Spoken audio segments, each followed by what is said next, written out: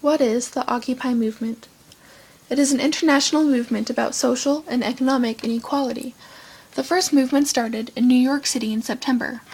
The slogan for the movement is "We are the 99%, which refers to the idea of concentration of wealth among the top 1% of income earners as compared to the other 99%.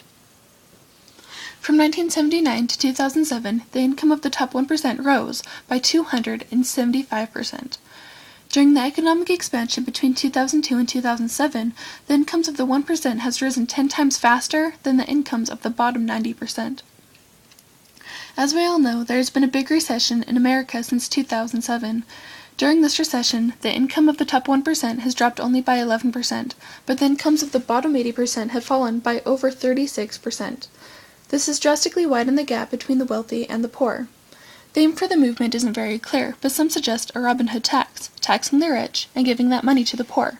There could be negative effects to the solution, however, such as a loss of jobs through the multiplier effect, which goes into the Keynesian theory and fiscal policy we have been discussing in class, a reduction in market participants, and a doubling of the cost of certain financial transactions.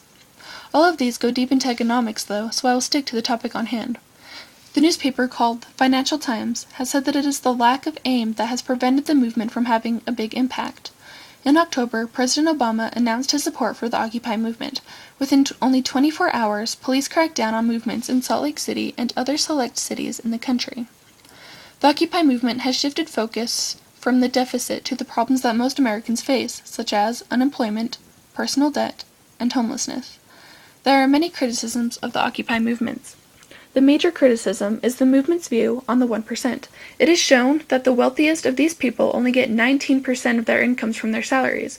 Most of it is from investments that are taxed differently from income tax. Another argument that critics make is the ignorance of the movement participants to acknowledge the difference between income and wealth. National Review also likes to bring to light a fact for the Occupy Wall Street in particular. To be considered part of the 1%, you must have an income of at least $593,000, and this excludes most Wall Street bankers. So, are the participants really fighting the right group? Their vision is strong and their opinions quite public, but they have no specific aim.